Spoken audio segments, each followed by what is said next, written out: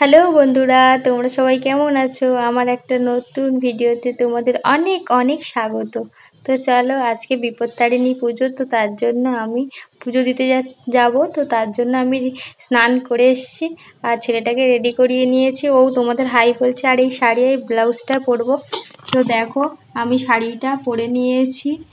কেমন লাগছে আমাকে কমেন্টে অবশ্যই জানিও।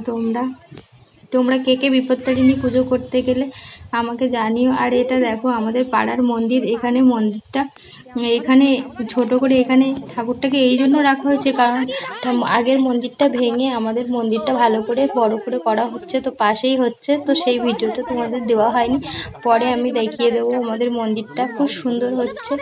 আর এই দেখো, বিপত্তারিণী পুজোর ডালা আমাদের কাছে। আমরা সবাই পুজো দিয়ে রাস্তায় দাঁড়িয়েছিলাম। তো এটা আমার বাড়ির সামনেই পুজোটা হচ্ছে। তো আমি সামনেই গিয়ে বাড়িতে চলে এলাম পুজো দিয়ে।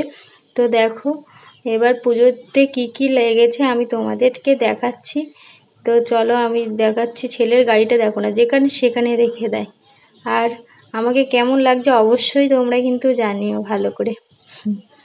আর দেখো, ডালা আমি দেখাচ্ছি। তো ডালার মধ্যে জানো কি কি আছে? 13 রকমের জিনিস, 13 রকমের ফল, 13 রকমের ফুল মেন লাগে, আর 13টা লুচি তো খেয়ে উপোস ভাঙতে হয়। এখানে দেখো 13 রকমের ফল আছে। 13 রকমের জোগাড় করতে করতে অনেক কষ্ট হয়েছে। তো এখন আমার হাজব্যান্ডই জোগাড় করে করে এনে দিয়েছে 13 রকমের ফুল, 13 রকমের ফল বাজার থেকে। আর এই সুতোগুলো, ডোরগুলো 5 টাকা করে পিস নিয়েছে। তোমরা যে কোনো ফুলের দোকান থেকে কিনতে পেয়ে যাবে।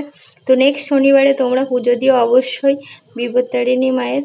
তো ওকে, টাটা বাই। সবাই ভালো থেকো। সবার জন্য অনেক অনেক শুভকামনা রইল। আর ভালো লাগলে